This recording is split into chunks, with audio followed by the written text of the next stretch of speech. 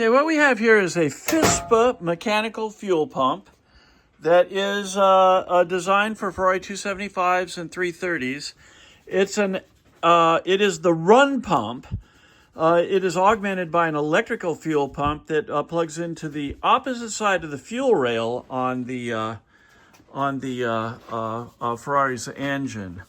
And we're actually using, here is the electric fuel pump that is commonly used to start the engine with.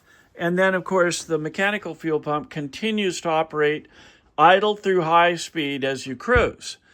Now, a couple of things here. We've gone through and rebuilt these pumps many times before. We generally build our own diaphragms.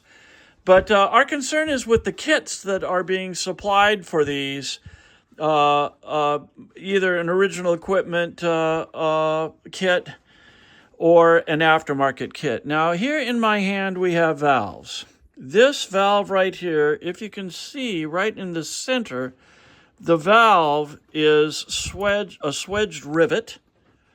And unfortunately, it was not swedged properly. And 1 out of 4 of those valves leaks. We have another video showing that. Here is an original equipment valve that came brand new in a kit. And hopefully you can see around the outer edges here, it appears to be wire brushed. It just doesn't look like a properly manufactured item. We did test this. It has a phenolic valve on the inside that seats on bronze. And unless we put additional pressure on that valve beyond the amount of pressure provided by little type ballpoint pen type spring on the inside, they do not seal. And then this spring, by the way, is just a mounting spring. It's designed to hold it down tight in the housing against one of the 4 seats. These pumps use 4 valves, 2 intakes and 2 exhausts. And then finally, online, I was able to find this actually out of a Ford product. And this valve does seal properly. And it also is advertised as being ethanol proof, which is a good idea for modern ethanol fuels. Now, we have this pump mounted with a push rod here. The actual activation is only 3 millimeters to operate the cantilever device in here and operate the diaphragm. And right now, this is empty of fuel. It has our new Ford valves in it. And go ahead and operate this, Matt. It's going to take a little while to get the bubbles out. Right, so we're just showing it from scratch with air in the lines now to show you that the new valves operate properly because this pump does not need to be primed. It's actually self-priming, which means that no leak in the valves. Anyway, it takes quite a bit of pumping to get this going, but I'm going to mention something else here. Right here in the tower is an air chamber. And this air chamber has in it a plastic kind of vortex-shaped tube that looks like, what is it called? The specula? Specula. The specula on an ear inspection flashlight. It looks like that in here. Now, online, we chat about it and found that the description of this air chamber is to assure that at different RPMs, there is no back pressure spikes in the fuel pump, which would screw it up.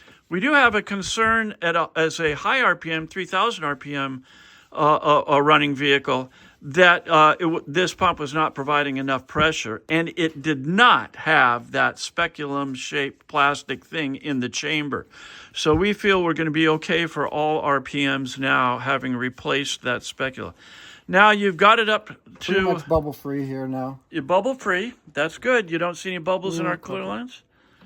A little bit, but right. Good enough for a test. Yeah, good enough. All right, now, what our problem in the past with both other sets of valves in them is that we were not getting, we were getting bleed down. In other words, this line was just going. Right now, he's got the outline clamped, and these valves are holding pressure. Hooray! Neither of the other 2 provided valves in the kits would hold that pressure. Now, there's another concern as well. Webber carburetors don't like more than about 3 pounds of pressure.